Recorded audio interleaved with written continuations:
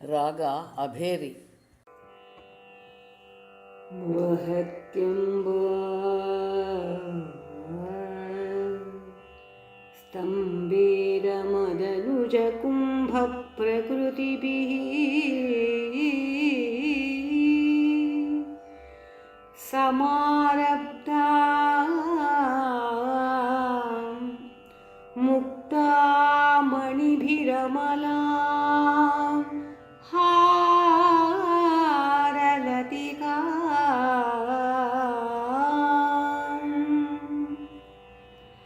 ಕುಚಾಭೋಗೋ ಬಿಂಬಾಧರ ರುಚಿಭಿರಂತಹ ಶಬಲಿತಾ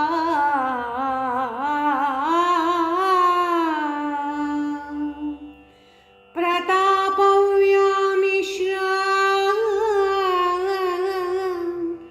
ಪುರದಮಯಿತುಃ ಕೀರ್ತಿಮಿವತೆ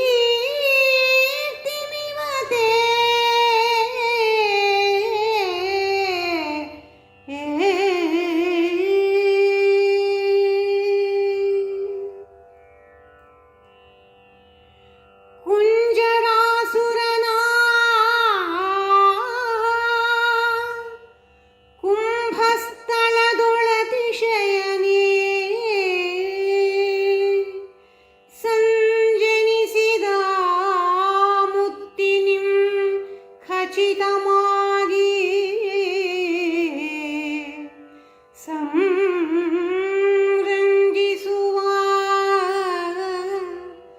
ಪರಿಶುದ್ಧ ಹಾರಲತಿಕೆಯದು ಬಿಂಬಾಫಲದ ತೆರದೊಳಿದ್ದು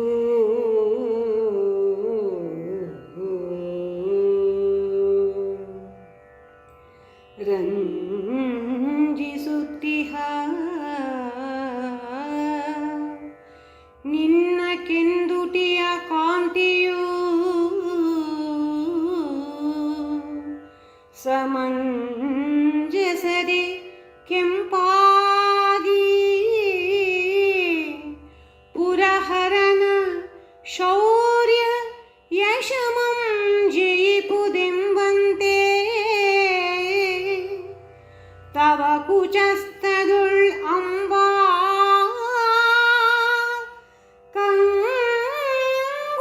ಕಂಗೊಳಿಸುತ್ತಿರ್ಪುದು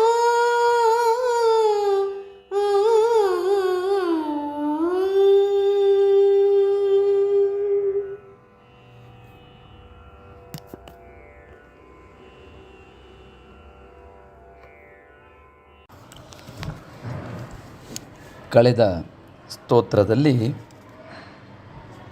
ಸ್ತನ್ಯಪಾನದ ಮಹತ್ವವನ್ನು ತಿಳಿಸಿಕೊಟ್ಟಂತಹ ಆಚಾರ್ಯರು ಈ ಸ್ತೋತ್ರದಲ್ಲಿ ಭಗವತಿಯು ಧರಿಸಿದ ಮುತ್ತಿನ ಹಾರದ ವರ್ಣನೆಯನ್ನು ಬಹಳ ಸೊಗಸಾಗಿ ಮಾಡಿದ್ದಾರೆ. ವಹತ್ಯಂಬ ಎಂಬ ಪದದಿಂದ ಆರಂಭವಾಗುವಂತಹ ಈ ಸ್ತೋತ್ರದಲ್ಲಿ ಅಂಬ, ಹೇ ಜನನಿಯೇ, ತೇ ನಿನ್ನ, ಕುಚಾಭೋಗ ಸ್ತನಗಳ ಮಧ್ಯಭಾಗವು, ಸ್ತಂಭೇರ ಮದನುಜ ಕುಂಭ ಪ್ರಕೃತಿಭಿಃ ಗಜಾಸುರನ ಕುಂಭಸ್ಥಳಗಳಿಂದ ಉದ್ಭವಿಸಿದ, ಮುಕ್ತಾಮಣಿಭಿಃ ಮುತ್ತುಗಳಿಂದ, ಸಮಾರಬ್ಧಾಂ ಖಚಿತವಾದ, ಅಮಲಾಂ ನಿರ್ಮಲವಾದ, ಹಾರಲತಿಕಾಂ ಮುತ್ತಿನ ಹಾರವನ್ನು, ಬಿಂಬಾಧರ ರುಚಿಭಿಃ ತೊಂಡೆಯ ಹಣ್ಣಿನಂತೆ ಕೆಂಪಾಗಿರುವ ತುಟಿಗಳ ಕಾಂತಿಗಳಿಂದ, ಅಂತಃಶಬಲಿತಾಂ ಚಿತ್ರವರ್ಣವುಳ್ಳದ್ದಾದ, ಪ್ರತಾಪವ್ಯಾಮಿಶ್ರಾಂ ಪ್ರತಾಪದಿಂದ ಕೂಡಿದ, ಪುರದಮಯಿತುಃ ತ್ರಿಪುರಹರನಾದ ಶಿವನ, ಕೀರ್ತಿಮಿವ ಕೀರ್ತಿಯನ್ನೆಂಬಂತೆ, ವಹತಿ ಧರಿಸುತ್ತದೆ.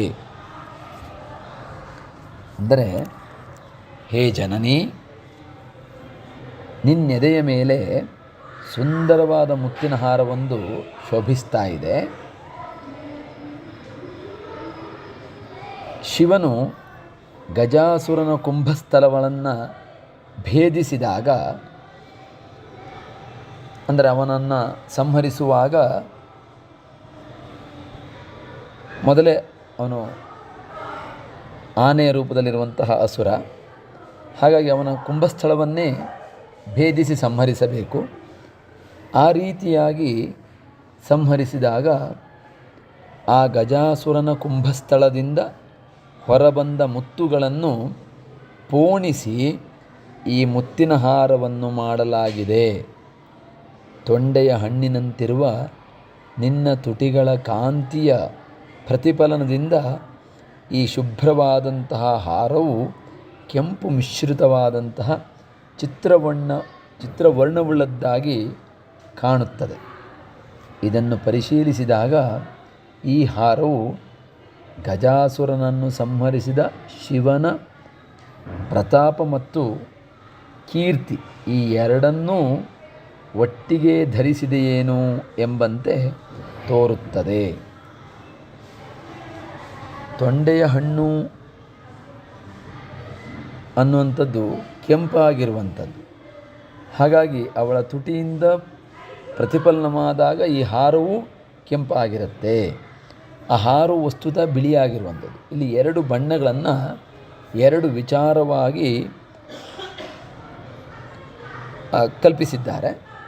ಕೆಂಪು ಬಣ್ಣವನ್ನು ಸಾಮಾನ್ಯವಾಗಿ ಪರಾಕ್ರಮದ ಸಂಕೇತವಾಗಿ ಕಾಣುತ್ತಾರೆ.